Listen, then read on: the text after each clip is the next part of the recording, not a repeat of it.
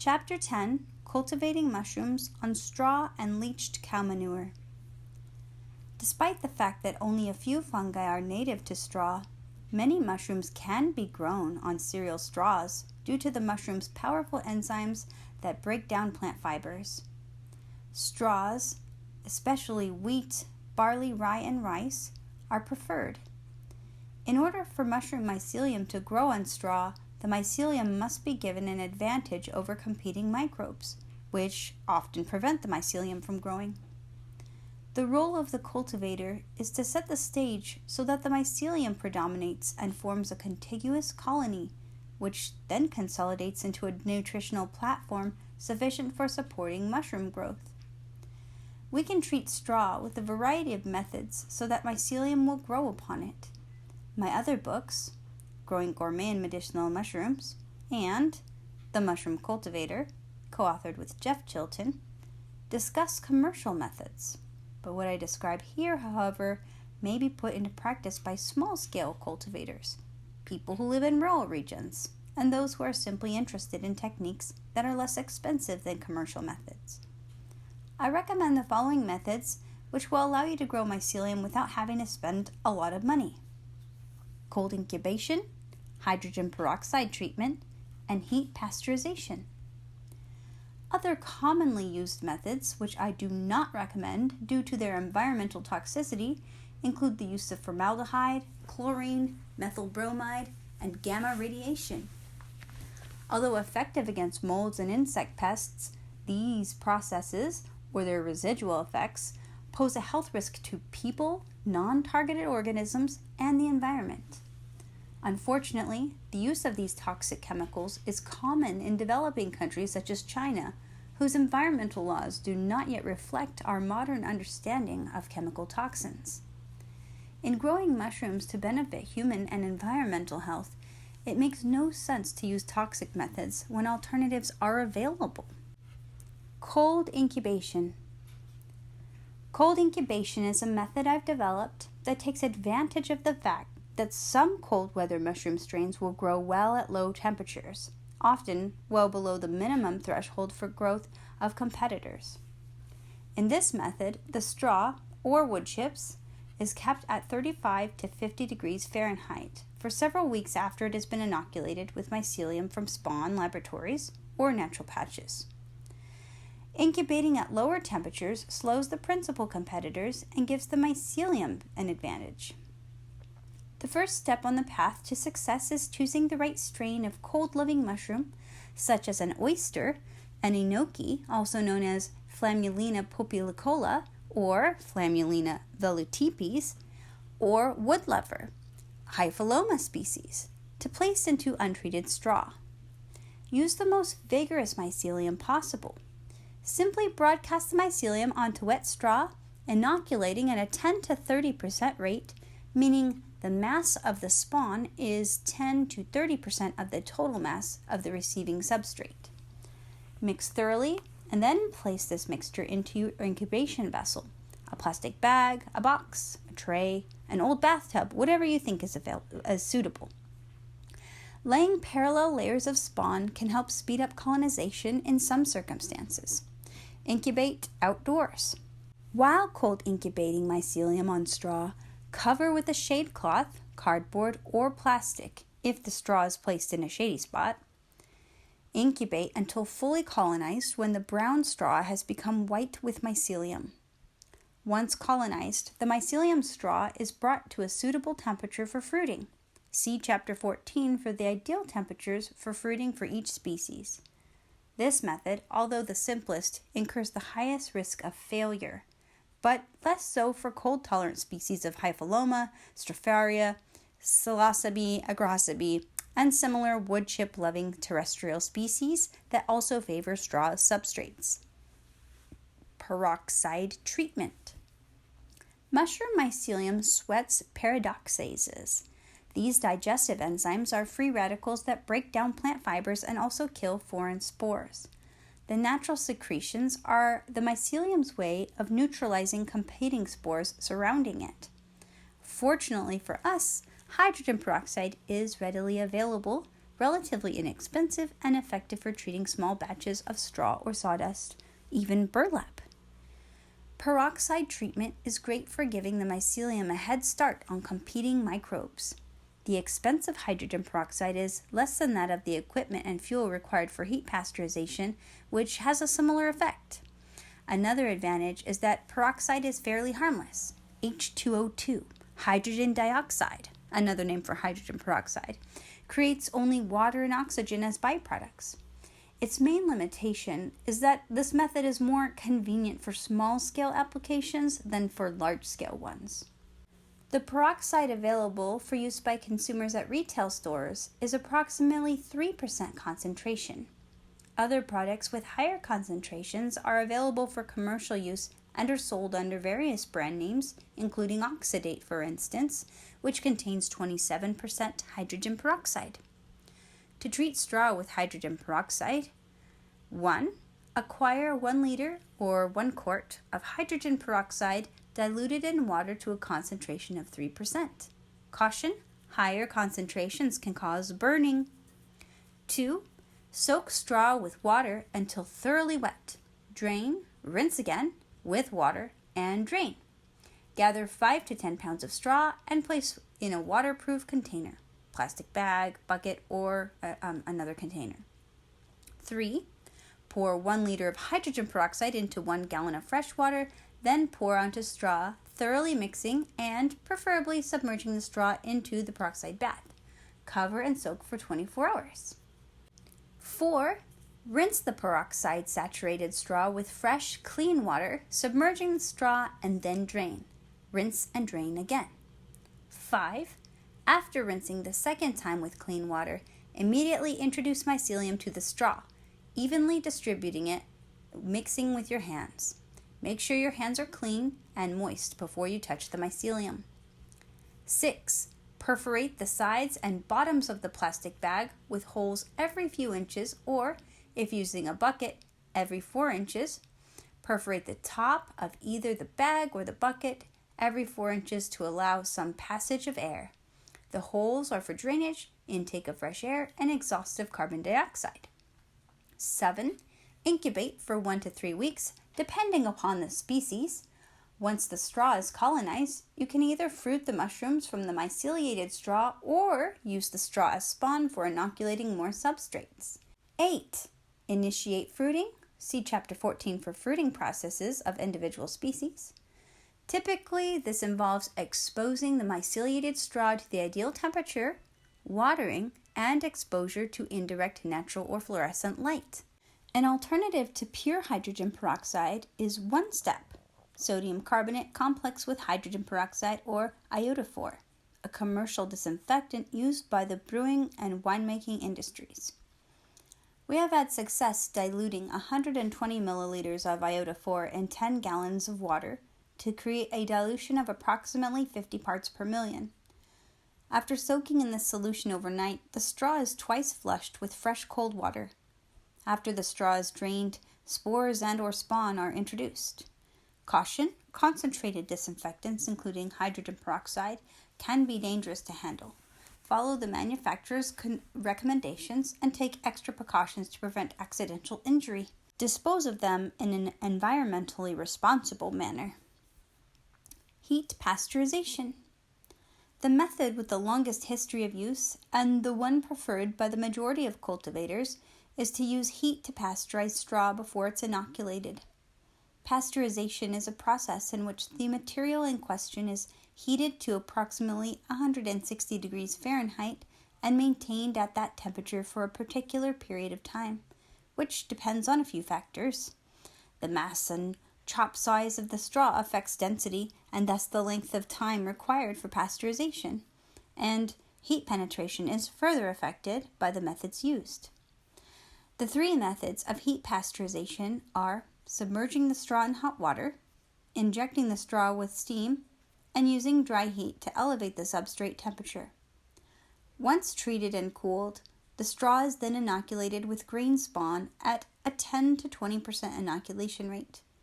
In most cases, if you inoculate the straw with enough grain spawn directly after cooling, colonization is complete within a week and microbial competitors don't have enough time to mount an effective offense. Pasteurization by submersion in hot water. The first method is to pasteurize dry straw by placing it in a food-grade metal drum or another suitable container that has been partially filled with water and heating it from underneath to 160 degrees Fahrenheit. Many cultivators use propane-fueled burners or wood-fired ovens, but rarely electricity. Some growers in tropical countries use solar ovens, but clouds that block the sun from changing sun angles can make it difficult to keep the temperature regulated for long enough periods. After being submerged for an hour, the hot wet straw can be removed and spread upon a cleaned or plastic-covered table for rapid cooling. Usually a 55-gallon drum filled with straw will, after inoculation and drainage, yield 100 to 150 pounds of moist straw. Once the straw is cooled to below 100 degrees Fahrenheit, spread spawn evenly over the surface and mix thoroughly by hand. Whichever method of pasteurization you choose, there's a limited window of opportunity for successful mycelial grow-out, typically about a week to 10 days before competitor molds emerge. If you over-pasteurize, cooking the straw at too high temperatures, more than 190 degrees, black and pink molds can appear in just a few days. Steam injection pasteurization. The second method of pasteurization is to inject steam into the straw. However, steam will not moisten dry straw sufficiently to allow mycelium to grow. Using the steam method, most cultivators first spread the straw onto a cement surface or plastic tarp and wet it down with a garden hose, periodically turning the straw to expose dry zones. Once the straw has absorbed sufficient water, typically 75 to 80% saturated, then the straw is exposed to live steam. Some cultivators put the straw in a suitably sized container or custom-built insulated box and inject steam from underneath, under pressure.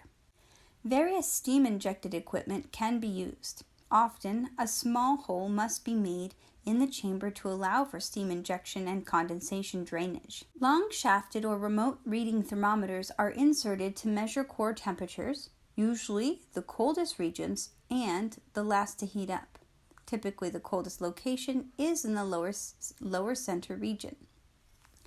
When the thermometer reads 160 degrees Fahrenheit, the steam is slowed to maintain a temperature of between 160 and 170 degrees Fahrenheit for 1 to 2 hours.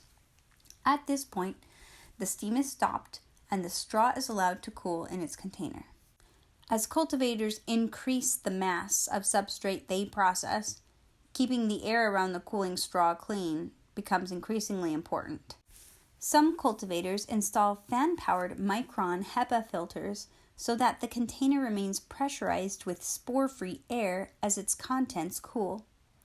Another method is to make the container practically airtight with only one port of air entry, for instance, the port through which the steam was injected. In front of this air port, a downspraying water mist rinses the incoming air free of contaminant spores during cooling. Other alternatives include using cotton, gauze, or similar fabrics to help reduce contaminant spore load. Your experience will guide you. Once cooled to 90 to 100 degrees Fahrenheit, inoculate the straw with mycelium as described with the hydrogen peroxide method. Dry pasteurization. Growers who cultivate mycelium in trays particularly prefer this third method. Wooden, metal, or plastic trays are filled about 8 to 12 inches deep with very moist straw or compost, about 80% moisture, placed in an insulated, water-resistant room, and stacked upon each other with several inches of space between them. In order for this method to work, the substrate must have sufficient moisture, usually 5 to 10% more than that required in other methods. Dry heat pasteurization will make use of the substrate's natural moisture to help steam the room and its trays. Once the trays are in place, the room is injected with dry heat, elevating the substrate temperature to 160 degrees Fahrenheit. A propane-fired jet burner inserted through a hole in a wall or door to draw air from the outside is a convenient source of dry heat. Don't use kerosene-fueled units. The intake of oxygen to burners should be drawing air from outside the steam room. Also, the propane tanks fueling the jet burners shouldn't be outside and downhill from the flame jets heating the pasteurization chamber.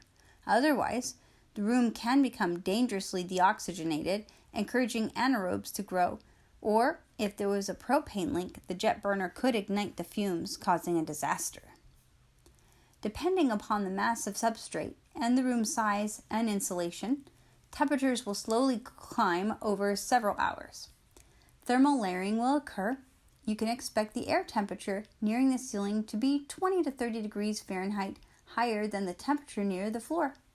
Some cultivators use circulating fans to push down the hot air so that the air and temperatures in the room are evenly mixed, although fans are notorious for their short lives under these conditions.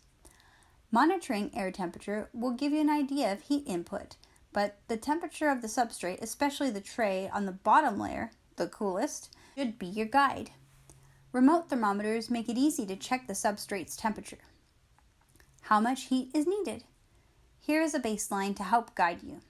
A room measuring 24 by 30 by 12 feet, or 8,640 cubic feet, that is filled to about a tenth of its volume with moist substrate, will require the input of 300,000 BTUs per hour from propane burners over several hours. Trays are filled to a maximum depth of 12 inches, and in this case 750 to 850 square feet of trays are used. Once the coolest tray has reached 140 degrees Fahrenheit, the heat should be reduced to a trickle or even turned off. In most cases, thermal momentum will continue to heat the substrate to the targeted 160 degree Fahrenheit plateau. The goal is for the substrate to hold this temperature for 12 hours. Most rooms with drywall would fall apart under these conditions. The surfaces must be waterproof and tolerant of heat up to 180 to 200 degrees Fahrenheit. Such a room can grow up to 5,000 pounds of fresh mushrooms, with 25,000 pounds being an achievable first run every 8 weeks, depending upon the species and the other factors. This type of dry heat system using trays can be used for growing oyster, button, Brazilian, blazei, paddy straw, and other mushrooms. Additional comments regarding heat pasteurization. The key to successful pasteurization is to maintain the balance between the temperatures that neutralize competitors and those that preserve microbial allies. This balance is a tightrope for the cultivator, who must carefully monitor the process throughout. Many thermophilic organisms survive pasteurization. When the heated straw drops back down to room temperature, most of these thermophilic microbes go dormant. Nonetheless, they occupy an important niche, forestalling competition. Long ago, cultivators found that when the straw is cooked at 200 degrees Fahrenheit for several hours, near or at sterilization temperatures, it is prone to a contamination from several molds, especially black pin molds in the genera Aspergillus mucor and Rhizopus. See the mushroom cultivator, Stamets and Chilton, for more information. Once the straw cools, spawn is inoculated at a 10 to 20% rate and thoroughly mixed through the pasteurized substrate. Afterward, do not disturb the mycelium during its incubation. Mycelium needs a quiet place, protection from moisture loss, and access to oxygen. Keep out of sunlight until the time comes for initiating fruiting. The mycelium does better at a stable temperature or within a limited range of temperatures. For many species, incubating at 65 to 75 degrees is ideal. See Chapter 14 for optimum temperatures for some mushroom species. Wide fluctuations in temperatures hinder the mycelium and cause condensation to stream, carrying contaminants from one location to another. Mushroom cultivation is an art. Pasteurization is a selective treatment, and straw is a selective substrate. Combining all three is an effective strategy for navigating around obstacles that limit success.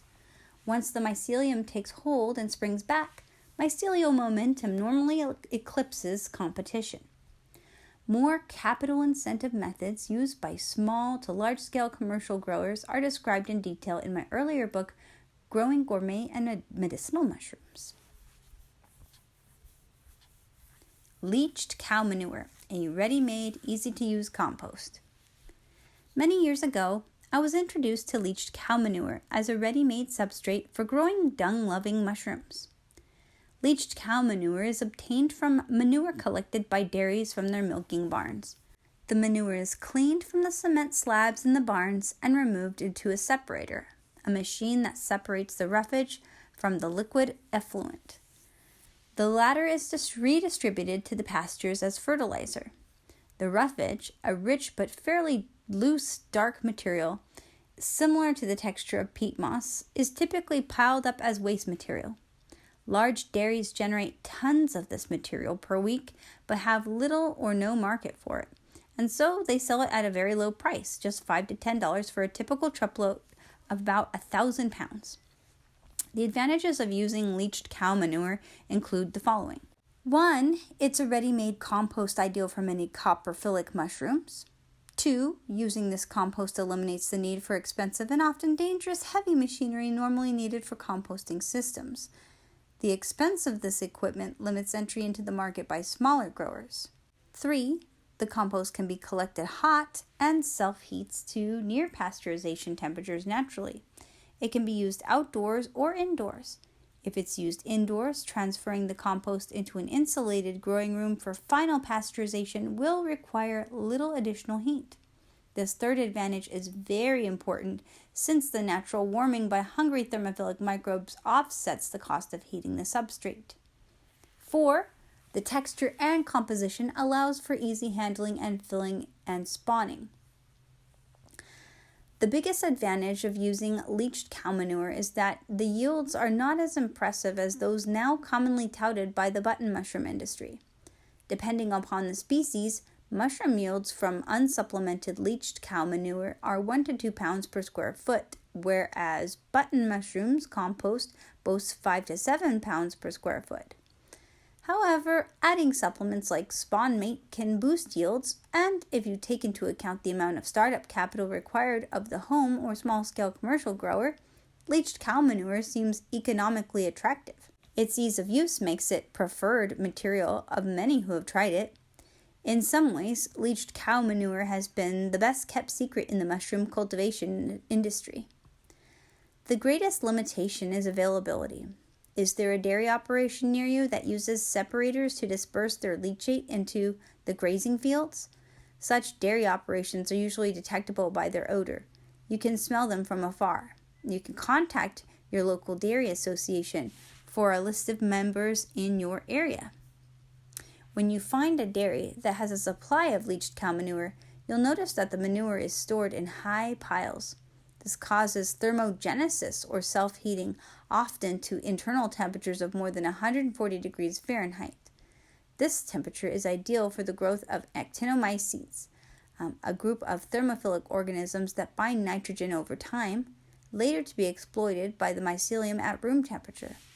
Remove the first 1 to 2 feet of the outer layer of the leached cow manure and transfer the deeper steaming hot compost into an awaiting truck.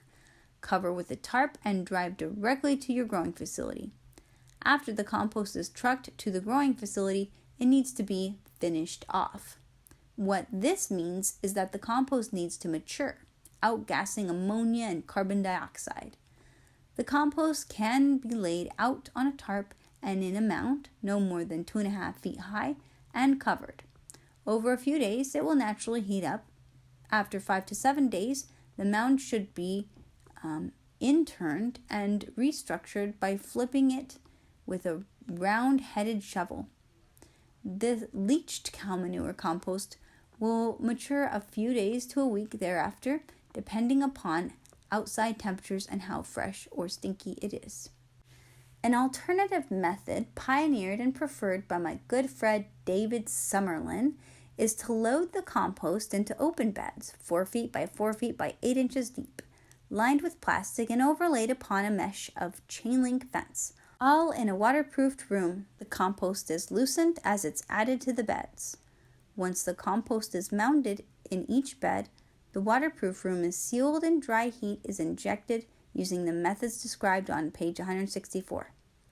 David likes to bring the air temperature to 160 to 180 degrees Fahrenheit, which is followed by a rise of bed temperature to 140 to 160 degrees Fahrenheit for 24 hours. After the substrate temperature has been approximately 150 degrees for at least 8 hours, the heat is turned off or during very cold weather slowly regulated so that the compost coasts into its temperature profile. Over 12 to 24 hours, the compost stays in the 140 to 150 degree range, outgassing nitrogen. Then the compost is lowered to 118 to 130 degrees for an ideal temperature for actinomycetes to bloom, for up to 5 days or until the ammonia smell dissipates. As the actinomycetes proliferate, less ammonia gas is generated because the nitrogen becomes incorporated into the cellular composition of these microbes. By the 7th day, the temperature of the compost has gradually cooled, and when it is at less than 100 degrees Fahrenheit, spawning can begin. Grain spawn is the preferred form of mycelium used for inoculation of leached cow manure.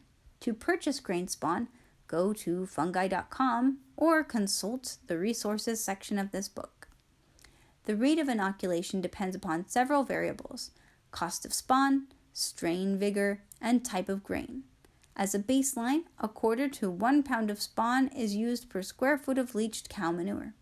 If you can make your own grain spawn, then the cost of using 1 pound per square foot will be relatively low. If you wish to make your own, see my book, Growing Gourmet and Medicinal Mushrooms. When using a high spawn rate, you can expect colonization to take place within a week. Plus, the grain itself becomes a supplement without making the substrate more susceptible to contamination, since it's already encapsulated by mycelium. Once the spawn run is completed, usually in 1 to 3 weeks, the compost can be covered with a layer of moist peat moss 1/2 to 2 inches thick. The mushroom mycelium is triggered into primordia formation, the first showing of baby mushrooms, just as the mycelium shows on the surface. This is typically a result of watering, lowering temperature, introducing fresh air to displace carbon dioxide, and exposure of light. For more information on these methods, see The Mushroom Cultivator, Stamets and Chilton. Methods making use of leached cow manure can be further refined to boost yields. Compared to the arduous tasks employed by the button mushroom industry, building compost ricks and turning the compost, using leached cow manure is far easier and succeeds in overcoming a major economic hurdle that has limited entry into the market by small-scale growers. Using spent mushroom compost, amendments for soil enhancement. The word compost is so general, it's hard to define. One dictionary describes compost as a mixture of decaying organic matter as from leaves and manure used to improve soil structure and provide nutrients. Dictionary.com. What this definition leaves out is the fact that hundreds of billions of organisms unite in compost's myriad forms. Mushroom composts, an excellent soil amendment for gardeners that is commonly acquired from mushroom farms, does not contain mycorrhizal fungi. Often mixed into other soils or used as a top dressing for plants, mushroom compost, and compost in general, is not usually used as soil itself for any number of reasons. Foremost among these is that it's too nutritious or too hot, or not suitably balanced for the growth of the desired plants. Nevertheless, mushrooms and mushroom farms generate streams of compost that can form the basis for good soil.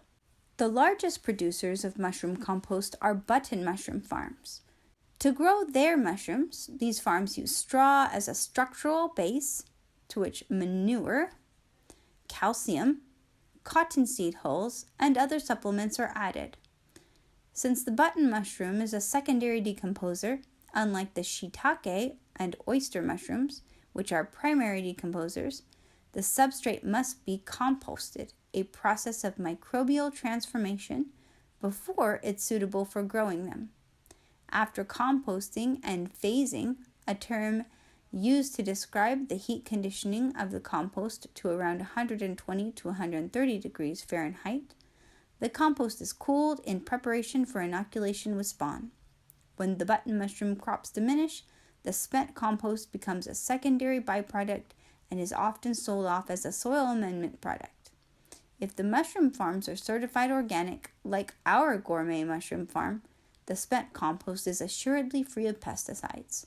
However, most non-organic mushroom farms use pesticides, and these toxins survive in their composts. Because of increasingly restrictive pesticide regulations, some pesticides and fumigants such as methylbromide, dursban, chlordane, parathion, and many others have been banned in the United States and in many other countries. But the chemical pesticides still in use also contaminate groundwater and can be toxic to non-targeted organisms.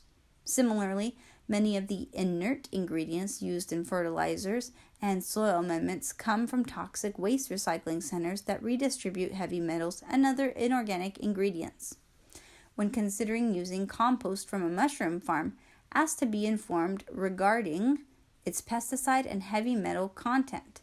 You should be careful not to unwittingly import hidden toxic wastes into your soil while striving to improve soil health. Button mushroom composts are very different from the structurally coarse compost that many gardeners make, replete with sticks, stems, food scraps, and so on. Gardeners tend to top dress or mulch with compost that is an intermittent stage of decomposition. In contrast, button mushroom compost is much farther along and qualitatively distinct. And the mushroom compost made by gourmet mushroom growers is different still from these others. Our compost is made from recycling aged shiitake, oyster, maitake, and reishi colonized sawdust blocks, what we call our mushroom kits and production units. See Growing Gourmet and Medicinal Mushrooms. Since most of the mushrooms we focus on growing are primarily saprophytes, we only use manure for specialty species. Our farm's main production systems are based on sawdust. Once the sawdust blocks flush with gourmet mushrooms, we throw them into a pile and let nature take over. Red worms gobble up the spent substrate, which is rich in mycelium. Birds come to feed on the worms. Constellations of other organisms cascade, working in concert with the mycelium to transform the waste into rich humus. In 4 to 6 months, the compost is ready, resulting in a nutritious soil. Any gardener with a compost pile has noted how much the pile shrinks over time. This is biological reductionism in the extreme. The composts lose mass as they outgas, releasing carbon dioxide and, to varying degrees, ammonia and exude water. One researcher, Zad Razil, calculated that more than 50% of the carbon from straw is liberated as gaseous carbon dioxide, while oyster mushrooms grow upon it. Rapid composting, although it may seem alarming to those concerned about global warming, actually reduces carbon dioxide in the long term by providing a nutritional soil for oxygen-generating plants. The quick return of nutrients back into the food chain fortifies plant communities that consume increasingly more carbon dioxide as they proliferate. The distance between carbon dioxide producers, the fungi, and the carbon dioxide consumers, the plants, is the foundation of the continuous flow of nutrients in evolving environments. Our modern lifestyles disrupt this balance by creating more debris fields that can be returned to the food chain, causing deficits in the nutrient cycles and disabling the harmony of healthy ecosystems. Whether primary or secondary saprophytes produce soil, and whether soil is already rich with microbes, without mycorrhizae, the plants are weaker and more susceptible to opportunistic disease. Gardeners using mushroom compost need mycorrhizae to help their plants. Mycorrhizae can be introduced at any of several stages in the plant's life cycle, although earlier is better. For techniques on using inoculating with mycorrhizae and gardening with gourmet mushrooms, see chapters 9 and 12. Now that we have explored growing mushrooms on straw and leached cow manure, let's progress to growing mushrooms on wood. The majority of mushrooms in nature use wood as a niche, and we can grow more saprophytic gourmet and medicinal mushrooms on wood than we can on straw and manure.